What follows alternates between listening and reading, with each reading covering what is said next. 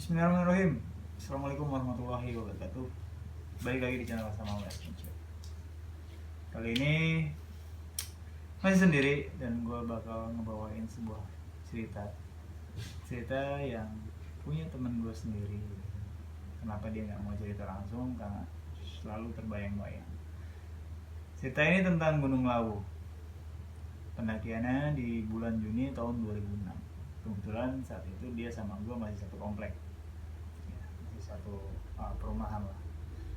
Di saat Juni 2006 rumah gue kena banjir, satu komplek kena banjir. Gue coba SMS temen gue ya, karena si Oji namanya. Oji itu kan dia lagi naik gunung sama Egi gua. Jadi gue WhatsApp, G, lu pada naik gunung ngapain? Ini geraha banjir. Ketanggung gue udah sampai base camp. Ada alhasil dia naik. Cerita Oji itu melakukan pendakian ke Gunung Lawu via Cemoro Sewu. Dia naik gunung berdua sama Egi. Saat itu memang bukan musim pendakian. Dia pun naik di hari Selasa. Jadi saat itu dia naik sama Egi, starting memang pagi, cuma jalan mereka santai.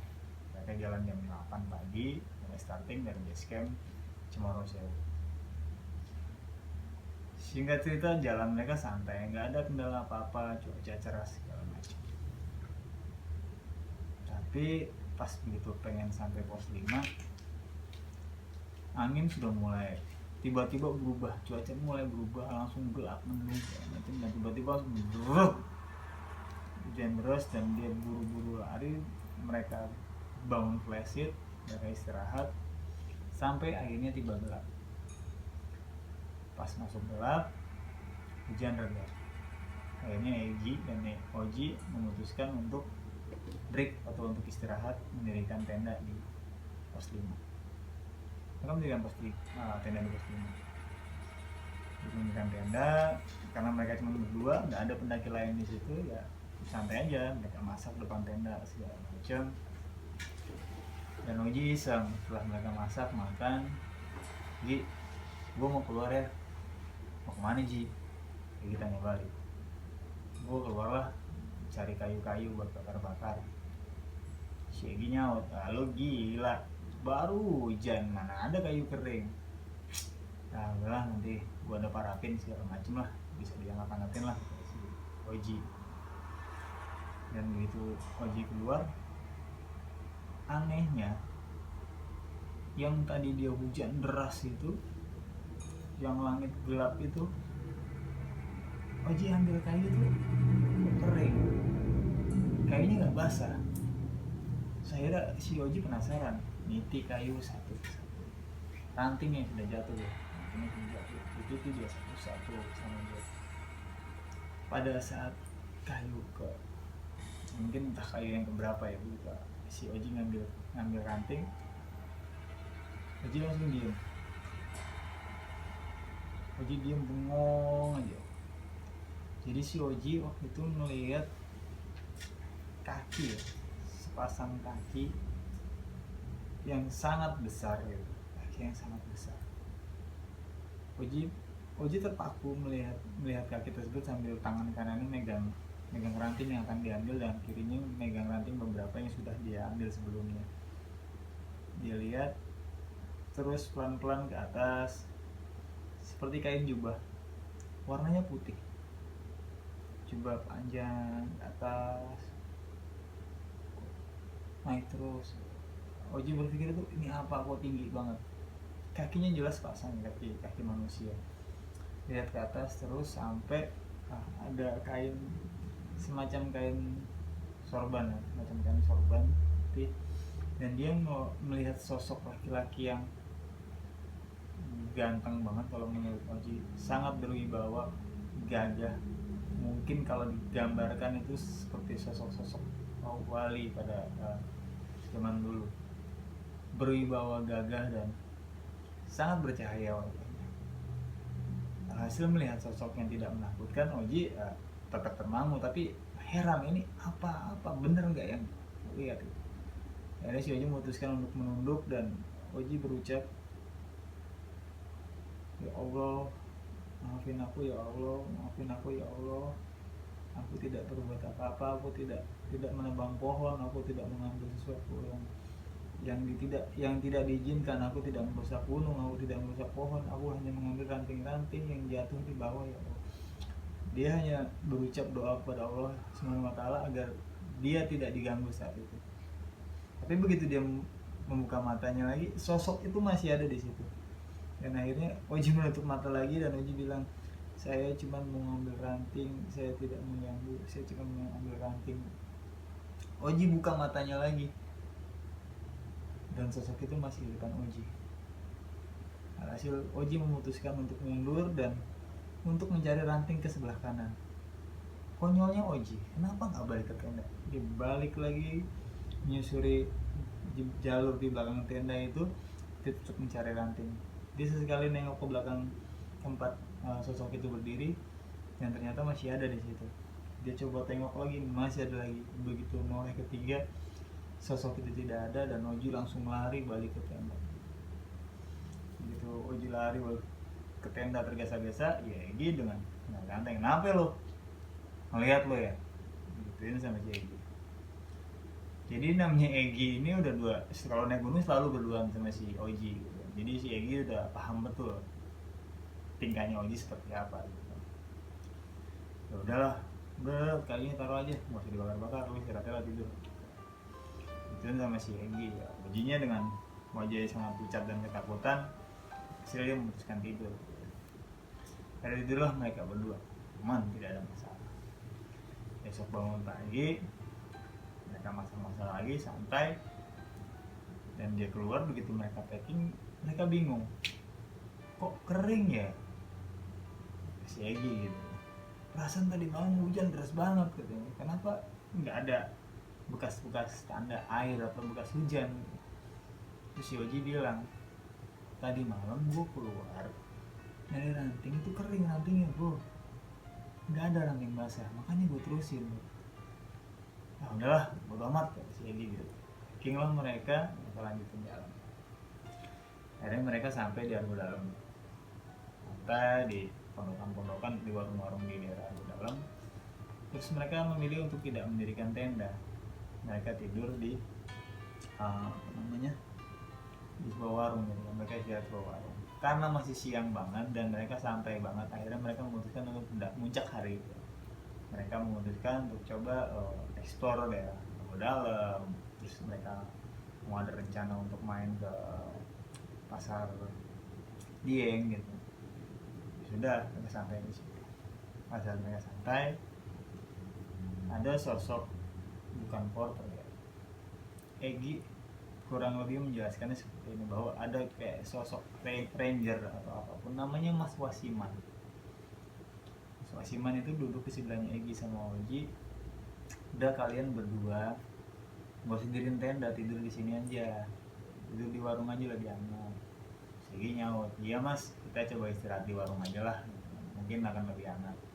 Kebetulan ada beberapa tenda di luar sana gitu kan, tapi si Egi dan sama Oji memilih untuk tidak mendirikan tenda, tapi istirahat dalam. Pada saat setelah istirahat, makan, setelah lepas zuhur, mereka berdua coba jalan ke arah Pasar Dieng.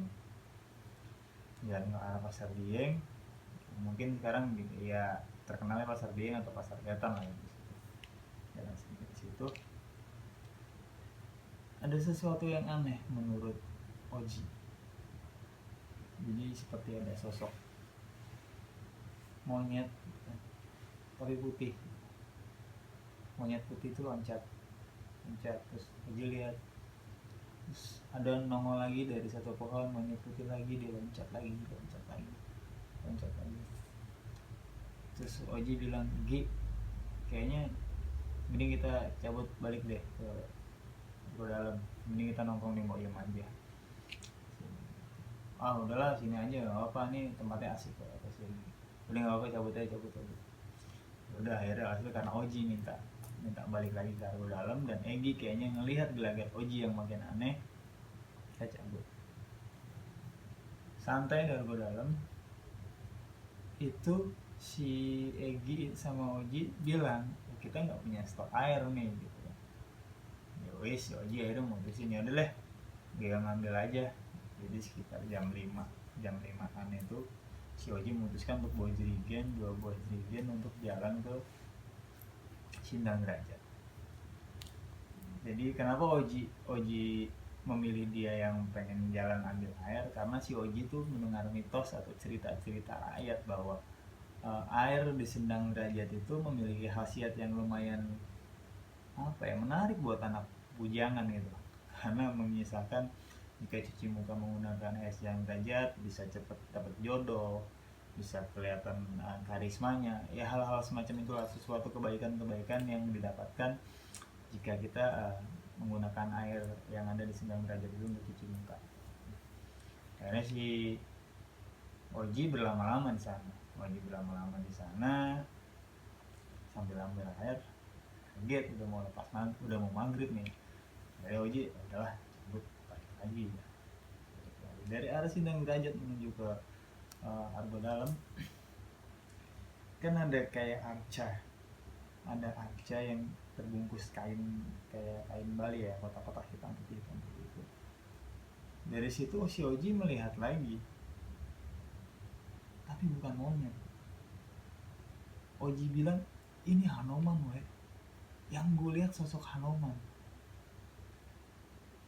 Si Egi pun nggak tahu bahwa si Oji ngelihat sosok Hanoman saat itu. Bahkan Egi baru dengar beberapa hari yang lalu pada saat si Oji cerita sama gue. Si Oji bilang, weh yang gue lihat tuh sosok Hanoman. Lo tahu Hanoman di film-film Ramayana nggak? Ya begitulah, bentuknya manusia tapi monyet, semuanya monyet. Buntutnya, ekornya panjang, semuanya bulunya putih, dan menggunakan pakaian, menggunakan kain, menggunakan macam aksesoris di perwayangan, mereka menggunakan itu, dan itu jumlahnya ratusan. Jadi kan jalur dari dari Sindang Derajat ke Argo Dalam tidak terlalu luas, artinya begitu si Oji jalan sepanjang kanan dan kiri dia, saat dia jalan tuh Hanoman nggak berhenti Hanoman. Akhirnya Oji paksain jalan cepat, tapi makin dia jalan cepat Hanoman itu jadi kayak ngeliatin si Oji.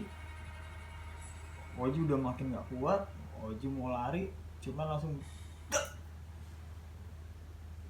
jadi kayak ada jenderalnya Hanoman atau apapun itu yang mungkin pangkatnya lebih tinggi berdiri persis depan Oji yang jaraknya hanya sekitar 1 meter dari Oji berdiri terakhir. Dan akhirnya Oji menatap wajahnya Hanoman itu yang awalnya putih biasa seperti dengan monyet-monyet yang lain, lama-lama matanya merah, sorot matanya merah gitu. Akhirnya mukanya juga ikutan merah gitu. Pada saat mukanya merah, Oji rasa, wah ini pasti dia marah, Cuman si Oji berpikir, gue salah apa ya Allah, gue nggak salah apa ya Allah, gue nggak salah apa. Kayaknya si Oji terus membaca doa, dan Oji coba berusaha untuk terus membaca salawat Nabi, dan dia memutuskan untuk gue tabrak. Akhirnya ditabrak sama Oji, Hanoman itu fus. Hanoman yang di depan dia itu hilang seketika, dan ratusan Hanoman yang mengelilingi dia itu hilang seketika. Oji langsung lari sampai pos. Si Egi nanya lagi, lu kenapa lagi lu?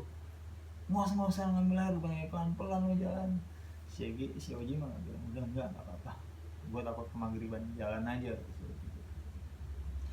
Begitu Oji masuk, Oji duduk, ingat Mas Wasiman tadi, Mas Wasiman yang negur si Oji, sama Egi yang mengharapkan mereka udah di dalam aja, nggak usah di luar. Jadi Mas Wasiman itu ngeliatin si Oji gitu kan.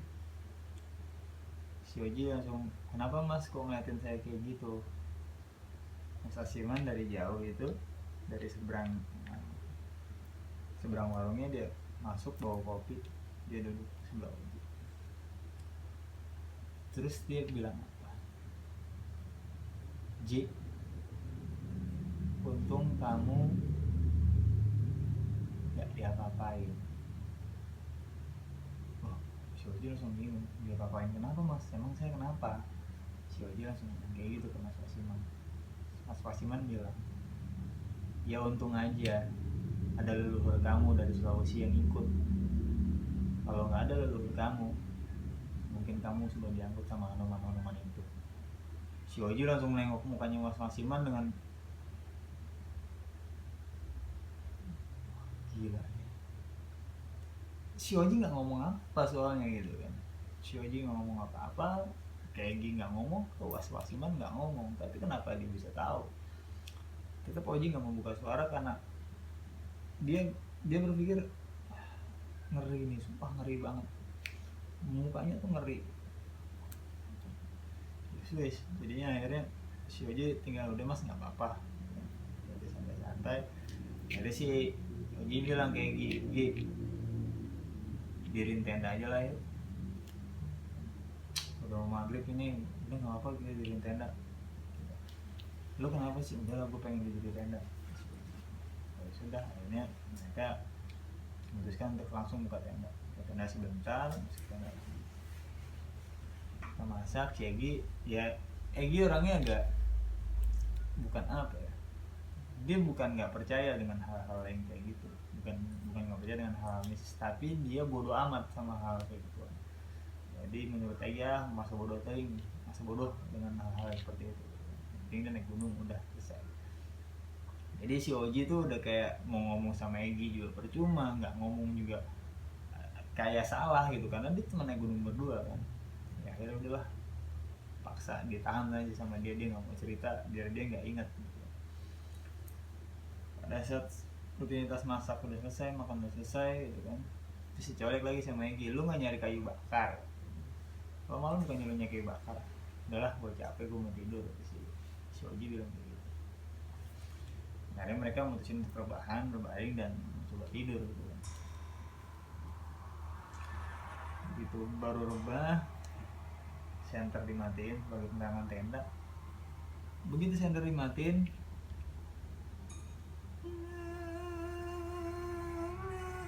suara orang nembak. Si Egi bangun lagi nyalain headlamp laptop. Ji, lu dengar nggak? Dengar Gi? Siapa yang nembang ya? Oh mungkin tetangga sebelah kali ya. Ya udah, mungkin tetangga sebelah, lu cuekin aja. Udah. Begitu senter nyalain tuh bunyi tembang hilang. Tiduran lagi, senternya nggak dimatiin sama si Egi. Tidur, ya mungkin mereka berdua biasa tidur gelap ya. Si Oji bangun, matiin tuh senternya, tek. Begitu senter dimatiin, bunyi lagi. Bunyi suara nembang lagi. Oji bangun lagi, nyalain lagi. Terus putusin, gimana nih? Mau dinyalain apa mau dimatiin? Udah nyalain aja lah, daripada kita nanti berdua malah nggak bisa tidur. Sudah nyalain, si headlamp nyala mereka belum sih. Begitu baru lep, headlampnya mati, truk kayak baterai habis.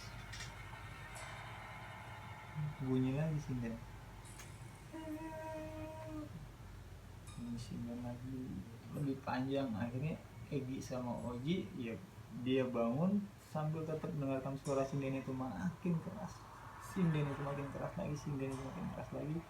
Mereka berdua cari headlamp cadangan, cari headlamp lainnya, akhirnya nemu lagi dan dicoba dinyalain sama si Egi, headlamp itu nggak nyala gitu. Ngambil baterai cadangan, cari headlamp juga. Jadi 2 headlamp utama dan 1 headlamp cadangan yang mereka punya tidak bisa nyala. Jadi mau tidak mau dia mendengarkan sinden itu nembang aja, nembang sampai akhirnya tuh suara deket sama telinganya mereka. Dan mereka bilang pokoknya kalau masih kayak gini terus kita acak-acak. Egi ngomong gitu.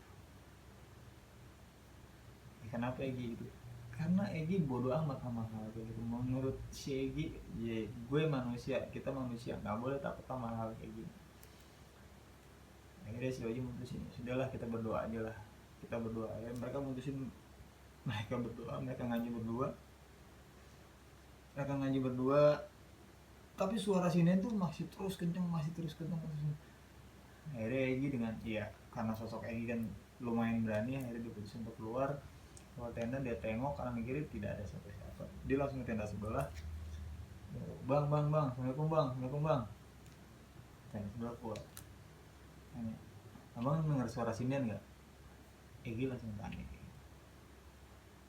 Yang tenda sebelah, wis mana emang lu malam-malam malah nanyain suara sinen? Enggak, gue mau nanya lu denger nggak?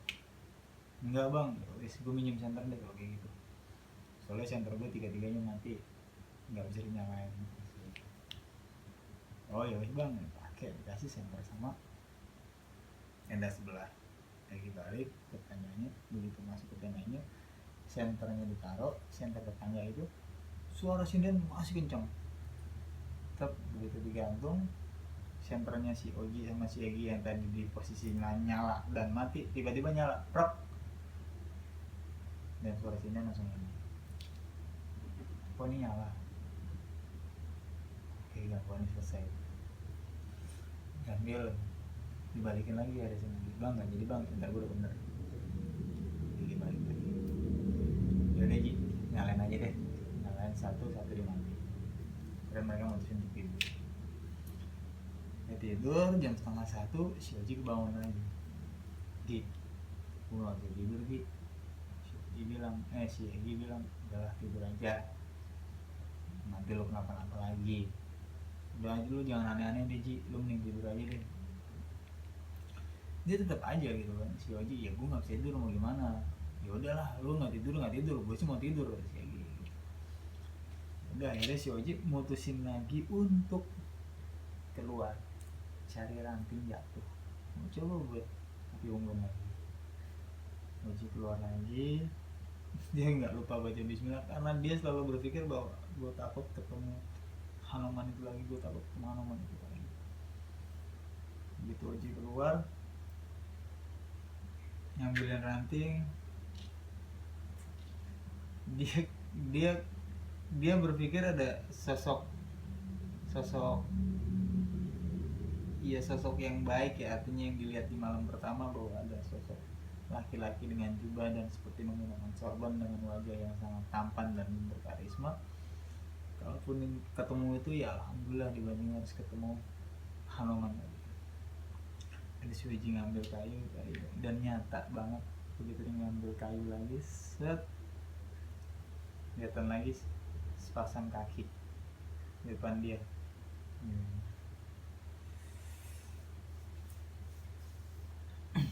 Jadi sepasang kaki itu di depan dia ngeliat lagi, alhamdulillah. Si Oji langsung berusaha karena Oji merasa ia ngelihat sosok yang kemarin itu sangat nyaman gitu dibanding harus. Tapi begitu dia pandangin lagi, dia perjelas lagi pandangannya dia itu, kok sekarang berbulu ya, tapi kakinya bersih gitu, kakinya putih bersih, tapi kok berbulu ya. Dia lihat ke atas, sekarang dia pakai headlamp kan, lihat ke atas, kok nggak pakai sorban, oh jubah atau bukan, kok putih gitu, mungkin jubah. Terus naik ke atas gitu kan, ternyata yang dilihat itu adalah sosok Hanuman dengan mata merah dan wajah yang sangat merah dan sangat marah sama Oji. Hasil Oji langsung melempar tuh kayu dan Oji langsung lari ke dalam tenda. Lagi gimana, lu kenapa sih sebenarnya sih, cerita emang kenapa sih lu, kayak gimana kayak gitu. Si Oji tetap nggak mau cerita karena dia sangat yakin si Egi tuh orangnya nggak terima tentang hal kayak gitu. Akhirnya Oji pilih diam, udah gigit terserah deh, pokoknya yang penting kita jangan keluar tenda, kalau bisa lu jangan tidur, tolong nemenin gue. Ya wes, udah ngerokok ngopi kayak gitu, bunyi bunyi suara monyet sangat berisik gitu menurut si Oji. Terus si Egi ditanya, Gi lu dengar suara sesuatu?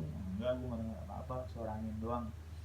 Jadi Egi hanya bilang dengar suara angin, nggak dengar suara monyet. Jadi semalam suntuk sampai menjelang pagi si Oji terus diganggu dengan suara-suara aneh seperti itu. Tapi alhamdulillah lepas jam 4 pagi suara itu makin hilang dan menjelang waktu subuh jelas Oji sudah tidak mendengar suara itu lagi. Hasil setelah mereka sholat, mereka memutuskan untuk summit Argo Dunia. Pada saat summit banyak orang, nggak cuma mereka berdua, mungkin ada sekitar 20 atau 25 orang di puncak Argo Dunia. Pada saat kita sampai di sana, belum banyak yang punya kamera bagus di sana, artinya tidak banyak juga yang memiliki handphone yang canggih saat itu.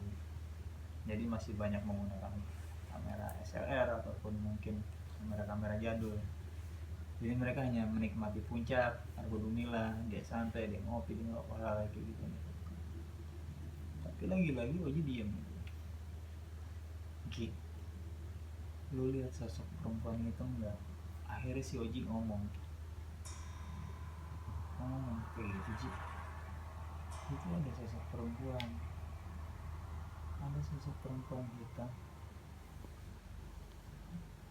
yang selalu ikut berbaris pada saat ada orang-orang yang berfoto di sekitar puncak, entah di sisi mana. Begitu Oji ngelihat ada orang yang lagi ambil foto, pasti ada perempuan, semuanya hitam, pokoknya muka hitam, rambut lebaran yang seperti hitam terbakar, tapi mata merah dan tidak ada bibir atas, bagian atas tidak ada, jadi dari hidung langsung ke bibir bawah, tidak ada bagian atas. Si Oji bilang jelas banget buat kalau penggambaran ini pelet ini sejelek-jelek ini pelet ini lebih jelek dan tidak memiliki bibir bagian atas, semua gitu. Dan dia selalu berdiri di belakang orang-orang yang berfoto. Akhirnya si Oji bilang, gue harus cabut dari laut, kayaknya gue gak akan kuat lagi kalau lama-lama sih. Ada si Oji sama Oji yang bisa turun. Pada saat turun, mereka di Argo Dalam gak mau packing, jalan. Si Oji selalu ketakutan pada saat mau lewat ke Sendang Derajat, karena jalur kemarin yang dia lewat dari Sendang Derajat menuju Argo Dalam itu jalur yang dia takutin kemarin pada saat lihat Anoman. Ya dia tidak mau melihat kemana-mana, matanya fokus ke bawah gitu kan, fokus aja ke bawah. Dan si Oji yang biasanya jalan di belakang, dia maunya di depan gitu kan, tapi salah. Salahnya apa? Si Egi ini ya mungkin seorang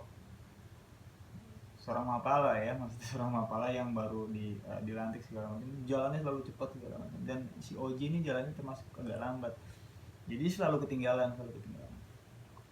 Begitu jalan menunduk ke bawah, begitu mau melintas ke Sindang Derajat, si Oji kayak ada bunyi angin yang gitu kan, bukan suara ya, tapi suara angin lewat gitu. Si Oji langsung nengok yang tadi di arca bagian kanan dan kiri itu menyeringnya sosok Hanuman lagi, seolah-olah dia menandakan bahwa akhirnya lo pergi juga dari sini. Entah apa yang dibawa sama Oji saat itu. Turun, akhirnya Oji cerita semuanya ke Oji, tapi tidak menceritakan yang gue ngeliat sosok orang yang bagus banget, orang yang memiliki perawakan yang besar, tinggi, berwibawa, tampan. Itu tandanya apa? Oji langsung bertanya, lo lihat berapa kali? Gue lihat cuma 1 kali. Terus sisanya lo lihat apa selama ini lo ketakutan?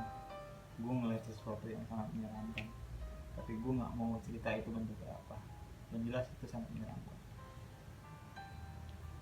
Si Egi hanya bilang, makanya kalau naik gunung jangan bawa jimat, ngundang tuh.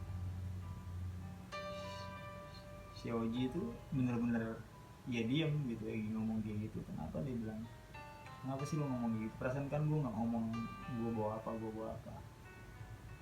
Terus akhirnya si Egi bilang, lo sendiri pernah ngomong kalau lo pernah pegangan dari orang tua lo yang dikasih dari nenek lo yang dari Sulawesi.